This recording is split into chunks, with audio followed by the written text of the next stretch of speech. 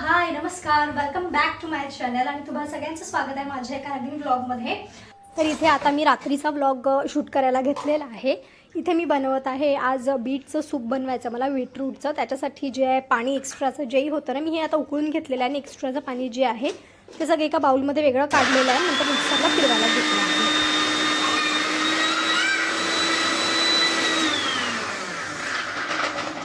थोडं थोडं जे आहे मिक्सरला फिरवून घेते आहे हे मी।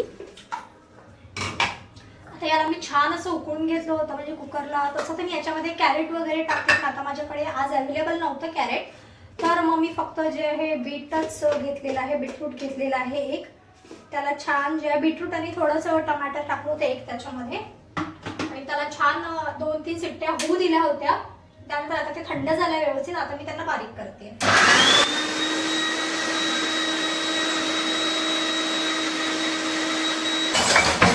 आता याला देऊया फोडणी।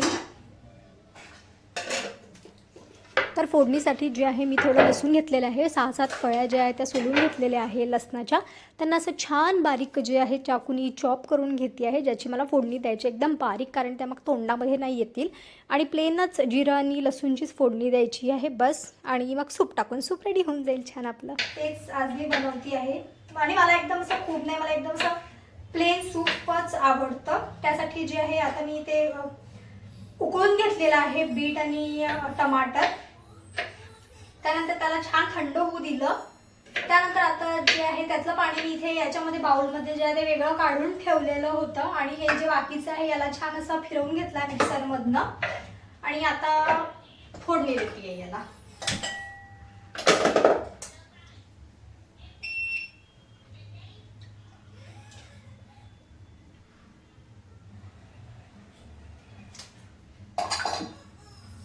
मला फक्त त्याला लसणाचीच फोडणी द्यायचं, बाकी काही नाही। मी फक्त लसण घालणार आहे त्यामध्ये, मीठ आणि थोडंसं मिराचं पावडर आहे माझ्याकडे, मिराचं पावडर याच्यासाठीच। माझं मिराचं पावडर आहे जे मी घरीच बनवलेलं आहे, तर ते थोडंसं घालते आहे। थोडंसं मीठ, तेल घालून जे आहे असं सगळं छान परतून घेत आहे।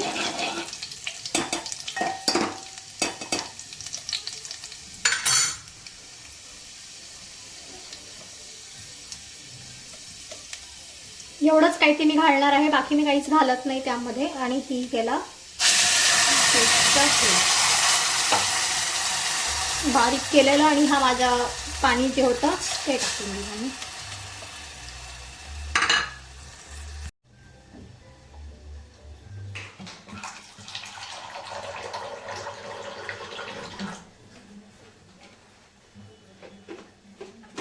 त्यानंतर आता पॉटला जेवढं पण एक्स्ट्रा सगळं लागलेलं आहे ना, ते मी सगळं जे आहे इथे काढून घेत आहे आणि सगळं पाणी जे आहे ह्याच्यामध्ये घालते आहे।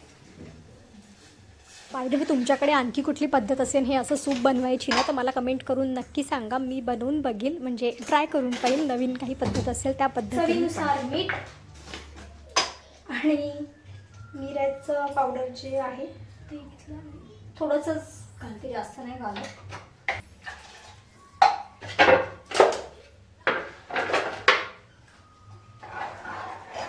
छान उकळू द्यायचं। पाणी थोडं जास्तच घालते मी, कारण ते उकळल्यानंतर की नाही आणखी थोडंसं थिक होतं, त्यामुळे आता याला छान इथे उकळू देते।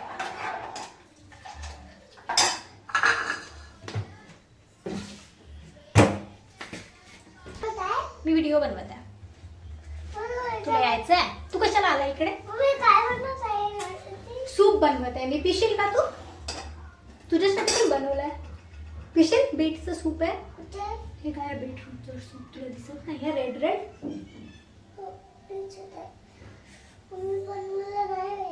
तुला ना पाहिजे? तुला का पाहिजे मग? काय झालंय आता? काय झालं? क्या हो गया, क्या हो गया? कशाला आला तू मम्मा जवळ?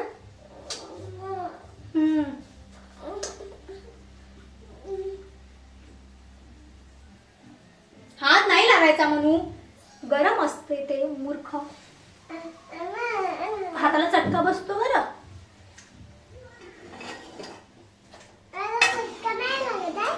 मला नाही लागत, मी मोठी आहे ना, मला कसा लागणार आहे? तू छोटा आहे ना, तुला लागते ना चटका। बीट खाणं म्हणजे खूपच जास्त डेंजर आहे ते, म्हणजे ते आपण स्लाइसमध्ये कट करून ते जे आहे ते बीट मी खाऊच शकत नाही. मला ते असं खूप एखादं खाऊ शकतो, पूर्ण बीट तर संपतच नाही. ज्यूस पण घेते कधी कधी, असं नाही आहे, ज्यूस पण घेते मी कधी कधी, पण आता कधी कधी सूप पण छान असतो. आणि आता इथे बीट 12ही महिने अवेलेबल असतात आणि इथले पण लोक जे आहे बीट खूप जास्त खातात. मग मी पण आता आणत असते बीट अधूनमधून जे आहे. तसं तर मला फार आवडत नाही, पण आता काय करणार आहे, थोडंसं ना मला असं जे आहे थोडंसं असं मला प्रॉब्लेम होते. आता माहिती नाही का बरं, तसं म्हणजे श्वास घ्यायला ना असं खूप जास्त हेवी वाटत आहे. तर असं मला वाटत आहे की माझं काहीतरी बॉडीतलं कमी जास्त झालं असं मला वाटत आहे. आणि ते हेच असू शकते, पण स्लाइसमध्ये कट करून ते जे आहे ते बीट मी खाऊच शकत नाही. मला ते असं खूप एखादं खाऊ शकतो, पूर्ण बीट तर संपतच नाही. ज्यूस पण घेते कधी कधी, असं नाही आहे, ज्यूस पण घेते मी कधी कधी, पण आता कधी कधी सूप पण छान असतो. आणि आता इथे बीट 12ही महिने अवेलेबल असतात आणि इथले पण लोक जे आहे बीट खूप जास्त खातात. मग मी पण आता आणत असते बीट अधूनमधून जे आहे. तसं तर मला फार आवडत नाही, पण आता काय करणार आहे, थोडंसं ना मला असं जे आहे थोडंसं असं मला प्रॉब्लेम होते. आता माहिती नाही का बरं, तसं म्हणजे श्वास घ्यायला ना असं खूप जास्त हेवी वाटत आहे. तर असं मला वाटत आहे की माझं काहीतरी बॉडीतलं कमी जास्त झालं असं मला वाटत आहे. आणि ते हेच असू शकते. असा प्रॉब्लेम ना मी म्हणजे युगीतच्या वेळेला मी प्रेग्नन्सीमध्ये असा मला प्रॉब्लेम झाला होता. म्हणजे मला वाटतं एक 7व्या महिन्यानंतर काहीतरी झालं होतं की असंच होतं, माझं पोट असं होतं, त्याच्यामुळे जे आहे ना मला श्वास घ्यायला खूप जास्त त्रास होत होता. तर आधी मी असं खूप कॅज्युअली घेतलं की असंच असेल, किंवा मला सगळे म्हणजे मी पण असं यूट्यूबवर सर्च करत होती की असं काय होत असेल. तर त्यामध्ये युगू आवाज कमी कर सर्च करत होती, तर त्यामध्ये असंच होते की आता पोट जे आहे ते वाढत आहे, त्यामुळे जे आहे थोडंसं श्वास घ्यायला त्रास होतो बायकांना, असं वगैरे सगळं ते सांगत होते. तर मी असंच घेत होते आणि माझं ऑफिस सुरू राहायचं, त्यामुळे मी एवढं काही लक्ष दिलं नाही. पण एक दिवस तर मला खूपच जास्त त्रास झाला, म्हणजे मला श्वासच जो आहे तो येत नव्हता पूर्ण असं डीप ब्रीथ नाही ना, अशी ब्रीथ पटकन येत नव्हती. खूप जास्त त्रास झाला होता मला तेव्हा. तर मग मी तेव्हा दवाखान्यात गेली. आता दवाखान्यात मग मी गेल्याबरोबर ज्या डॉक्टरनी मला आधी हिमोग्लोबिन टेस्ट सांगितलं आणि तिथे मग चेक केल्यावर समजलं की माझं हिमोग्लोबिन खूप डाऊन होतं, खूप जास्त डाऊन होतं. पण माहीत नाही मी चक्कर वगैरे येऊन कशी पडली नाही मला नाही माहिती, पण खूप डाऊन होतो. मला वाटते काहीतरी 4 की 5च्या मधात माझं हिमोग्लोबिन होतं तेव्हा. मग ती डॉक्टर पण म्हणजे तेव्हा मी माझ्या गायनिककडे नव्हती गेली, कारण मी तेव्हा आईकडे होती. तर तिथे जवळ जी डॉक्टर होती आणि माझा जो दवाखाना होता तो नागपूरमध्ये होता, तर गावाला एका क्लिनिकमध्ये गेली, तिनेच मला सांगितलं. तर मग टेस्ट केल्यानंतर तिने मला सांगितलं. तेव्हा मला पण एकदम असं ती पण असं आश्चर्य बघत होती की तुझं एवढं हिमोग्लोबिन डाऊन आहे, तू म्हणजे चक्कर कसं नाही आला तुला, तू चालतच कशी आली दवाखान्यात, असं ती मला विचारत होती. मग त्यानंतर जे आहे मग टेस्ट वगैरे केली. त्यानंतर मग तिने मला आत्ता आठवत नाही आहे, पण असं कसं झालं हे मलाही नाही कळलं, कारण मी पहिल्या महिन्यापासून बरोबर फ्रूट्स सगळे खात होती. पहिले मला थोडासा 2-3 महिने जो आहे भयंकर त्रास झाला, भयंकर म्हणजे खूपच भयंकर त्रास झाला जेवणाचा. पण त्यानंतर सगळं माझं रुटीन रेग्युलर होतं. तर काय माहिती कुठे काय प्रॉब्लेम झाला, तर असा जो आहे ना मला प्रॉब्लेम झाला खूप जास्त. मग माझं जी गायनिक होती मी तिच्याकडे गेली आणि माझ्या वेळेला ना नेमकी तिचं पण असं झालं होतं की तिची मुलगी अमेरिकेला राहायची, तर तिची पण डिलेव्हरी होती. तर ती मला सगळं सांगून जी आहे ती 3 महिन्यासाठी गेली होती. तर जेव्हा हा प्रॉब्लेम झाला तेव्हा ती नागपूरमध्ये नव्हती, ती आउट ऑफ इंडिया होती, असं झालं होतं. मग त्यानंतर मी गेली तिथे, तर तिने एक असिस्टंट तिची होती, तिला ठेवलं होतं. मग तिला वगैरे सांगितलं तिने. मग त्यानंतर जे आहे तिने मग तिलाच फोन करून कन्सल्ट वगैरे केलं. मग त्यांनी सगळं एकमेकांना सांगितलं. मग तिने मला इंजेक्शन्स दिले. तर ते काहीतरी 3-4 इंजेक्शन्स घ्यायचे असं काहीतरी तिने मला सांगितलं होतं.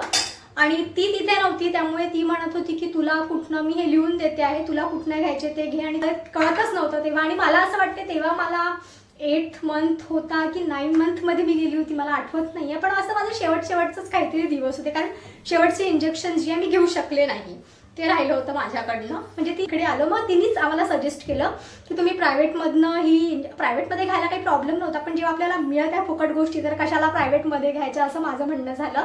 तर तिनेच सजेशन केलं की हे जे सगळ्या इंजेक्शन किंवा ते जे आहे ना इंजेक्शन्स, ते असे मोठे काहीतरी होतं रेड रेड कलरचे खूप. मला आल्यानंतर मग तिथे गेली, दवाखान्यात गेली, सरकारी हॉस्पिटलमध्ये गेली. त्यांना सगळं विचारलं वगैरे. मग ते म्हणे की ठीक आहे. मग ते प्रिस्क्रिप्शन वगैरे, कारण ते विदाऊट प्रिस्क्रिप्शन ते कोणालाच ते इंजेक्शन दिलं नाही जात असं असते ते, प्रेग्नेंट लेडीजला असं काहीतरी होतं ते.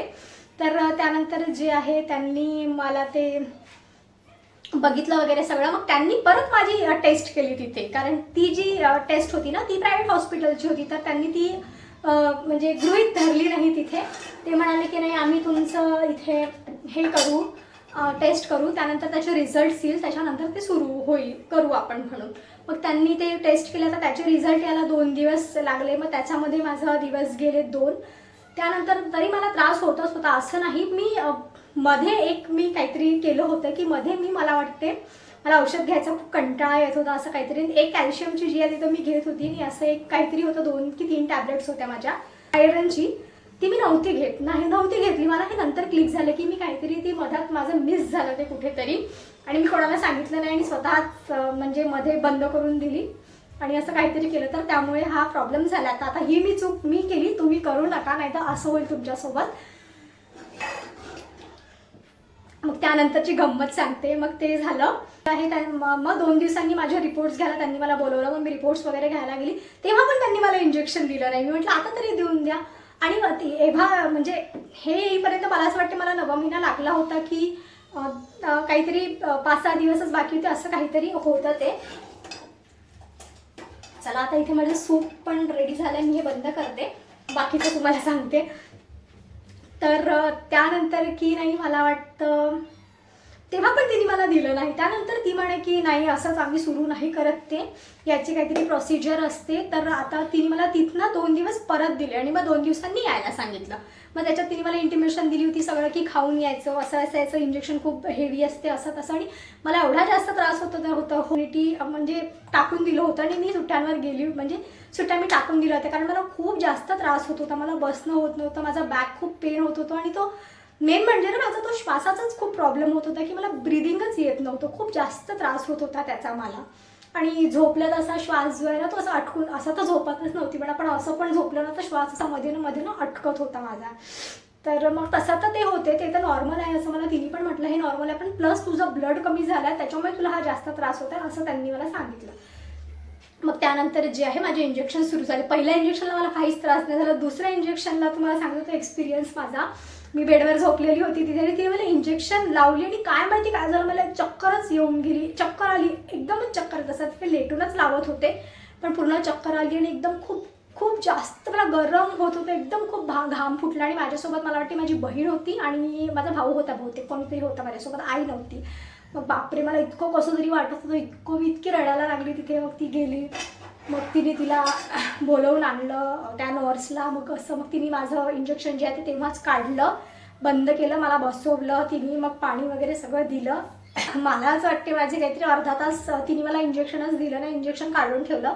अगदी एवढंच ते संपलं होतं, कारण ते संपते पण नाही ते, म्हणजे आपण फास्ट पण नव्हतं करू शकत. एवढंसं बॉटल होतं, ते संपायला मला वाटते अर्धा की पाऊण तास ते घेत होते, असं काहीतरी होतं. अर्धा पाऊण तास लागत होतं, थोडा वेळ लागत होता त्याला संपायला.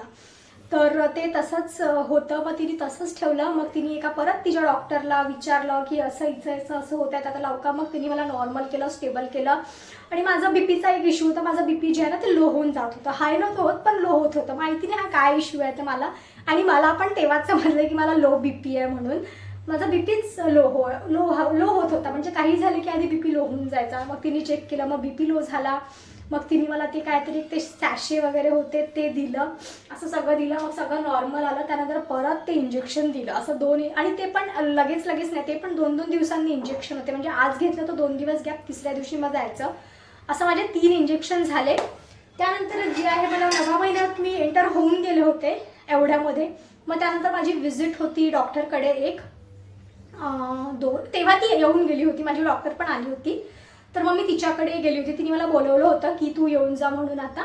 मग तिच्याकडे गेलो आम्ही. मी सगळं सांगितलं की मला एवढा त्रास होतो आहे, असं असं होत आहे सगळं. मग ती म्हणाली की आता तुझे इंजेक्शन्स झाल्यात, आपण बघूया तुझे हिमोग्लोबिन किती झाले. आता तिने परत मला टेस्ट करायला पाठवलं. मग परत टेस्ट करायला गेलो आणि मग म्हणजे टेस्ट केलं आम्ही. टेस्ट वगैरे केलं त्या दिवशी. आता तेव्हा ते रिपोर्ट्स देत नाहीत ना, असं काहीतरी असतं.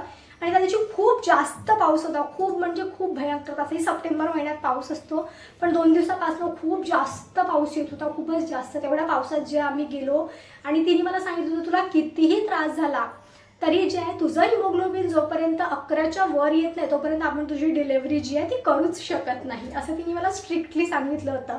त्यामुळे माझं 3 इंजेक्शन झाले होते आणि 1 इंजेक्शन जे आहे ते राहिलेलं होतं घ्यायचं शेवटचं. 4 इंजेक्शन्स लागतात, त्याच्यामध्ये 1 राहिलं होतं माझं. सप्टेंबर की 21 सप्टेंबर होती आणि आजची होती 3 तारीख. 3 तारीखला मी टेस्ट केलं, नाही 4 तारीख होती. 3 तारखेला मी टेस्ट केलं आणि 4ला रिपोर्ट मिळणार होतं असं होतं. आणि 3 तारखेला मी तिच्याकडनं चेकअप करून आली होती. त्यामुळे आमच्याकडे म्हणजे यांच्या काकांकडे महालक्ष्मी असतात, तर त्याच्यामुळे मला असं होतं की 20-21 तारीख आपल्याला दिली आणि मला असा खूप कॉन्फिडन्स होता माझ्यावर की मी पूर्ण दिवस घेईल, माझं पूर्ण होईल. तर त्यांच्याकडे गणपती पण त्यांनी मला विचारलं होतं, पण मला असं होतं, माझा पण पहिलाच एक्सपिरियन्स. मला काय माहिती की डिलेव्हरी आधी पण होते म्हणून, मला नाही माहिती. मी त्यांना म्हटलं नाही 21 तारीख मला दिलेली आहे, होऊन जाईल, त्याच्यात काय आहे. आणि 4, 5, 6च महालक्ष्मी होत्या. 3 दिवस होते की अरे महालक्ष्मी आहे तर मला जायचं आहे, कारण आम्ही त्याआधी जे आहे नागपूरमध्ये नव्हतो. आता ते लॉकडाऊनमुळे आम्ही नागपूरमध्ये म्हणजे तिकडे अटकलो. अदरवाईज आम्ही तेव्हा बँगलोरला होतो, पण अटकलो. तर त्याच्या आधी पण आम्ही 1-2 वर्ष जे आहे आम्हाला महालक्ष्मी वगैरे मिळाल्या नाही काहीच. तर त्यांचं असं होतं की आता आहे तर मी जातो. पण मला माहिती नाही, असं काहीतरी एक माझं सिक्स्थ सेन्स जो असतो ना, तो आपल्याला असं म्हणजे असं सांगत होतं की नाही नाही नाही नाही म्हणून, म्हणजे नको जाऊ देऊ असं सांगत होतं मला. तर पहिले तर त्यांचे बाबा जे आहे ते गेले, सकाळीच गेले. ते नाही सकाळी नाही गेले, ते लोक आदल्या दिवशीच गेले बहुतेक. आणि जेवणाचा दिवस होता, महालक्ष्म्यांचा 2रा दिवस होता. तर यांचं असं होतं की आता मी पण जातो आणि संध्याकाळपर्यंत जेवण वगैरे आटपून जे आहे मी लवकर येतो वापस. मी आधी तर त्यांना नाही म्हटलं, पण ते म्हणे नाही आता ह्या वर्षी मी आहेच, मी जातो, तू थांब घरी, काही होत नाही, मी संध्याकाळपर्यंत वापस येतो. असं तर मी ठीक आहे म्हटलं. हो म्हटलं काही प्रॉब्लेम नाही, तुम्ही रिपोर्ट घेऊन या, त्यानंतर तुम्ही चाललं जा, असं होतं माझं. तर मग रिपोर्ट घ्यायला मी पण गेली सोबत. मग रिपोर्ट वगैरे घेऊन आल्यानंतर जे आहे मला एवढं जास्त एकदम मला असं म्हणजे मी सांगू नाही शकत ती वेळ मी सांगू नाही शकत. असं कसं तरी वाटत होतं, एकदम कसं तरी होत होतं. आणि तेवढ्यात मला भूक लागली काय लागली मला काहीच समजलं नव्हतं. आणि घरी मस्त भेंडीची भाजी आणि पोळ्या बनल्या होत्या. मी मस्त भेंडीची भाजी आणि 2 पोळ्या ज्या आहेत त्या खाऊन घेतल्या. आणि मग त्याच्यानंतर असं मला वाटलं की होऊ शकते जेवणामुळे होत असेल. तर त्याच्यानंतर मी म्हटलं चला बघूया. पण मला असं खूप जास्त असं कसं मध्ये युगितचं पण काही ना काही असते. तर मला नाही आठवत आता मी कुठे होती. आता विषय आठवता मी सगळं सांगितलं, पण आता मलाच नाही आठवत मी कुठे होती. थांबा 1 मिनिट, आठवते मला. झालं हो. आणि नंतरचं ते तर वेगळाच एक्सपिरियन्स होता म्हणा तो डिलेव्हरीचा. तो आता व्हिडिओ खूप लॉंग होऊन जाईल जर मी शेअर केला. तर जर तुम्हाला माझा एक्सपिरियन्स ऐकायचा असेल ना तर सांगा मला, मी करील तो शेअर, असं काही नाही आहे. ठीक आहे. तर पाहता या सूपमुळे जे आहे तो तेव्हापासून जे आहे ना, म्हणजे माझ्या डिलेव्हरीमुळे मला समजलं की माझा BP लो आहे, माझं हिमोग्लोबिन जे आहे ते नेहमीच डाऊन राहते. कारण आधी मला कधीच असा प्रश्न आला नाही किंवा कधी असं काही झालंच नाही मला. तर कधी टेस्ट पण मी केले नाही आणि काहीच नाही. म्हणजे मी सांगते ना, असं पहिल्यांदाच झालं माझ्यासोबत. आणि त्यामुळे मला आता त्यामुळे आता मी थोडंसं जे आहे आपलं खाणं पिणं थोडंसं हेल्दी वगैरे असं सगळं वाढवलेलं आहे. चला तर मग आता हा व्हिडिओ खूप लॉंग झालेला आहे. आणखी तुम्हाला काही म्हणजे विचारावं असं वाटलं मला तर विचारा, मी शेअर करेल. टिल देन बाय, भेटू पुढच्या ब्लॉगमध्ये. व्हिडिओ आवडला असेल तर लाईक नक्की करा व्हिडिओला आणि व्हिडिओ शेअर पण करू शकता आणि चॅनलला सबस्क्राईब करा.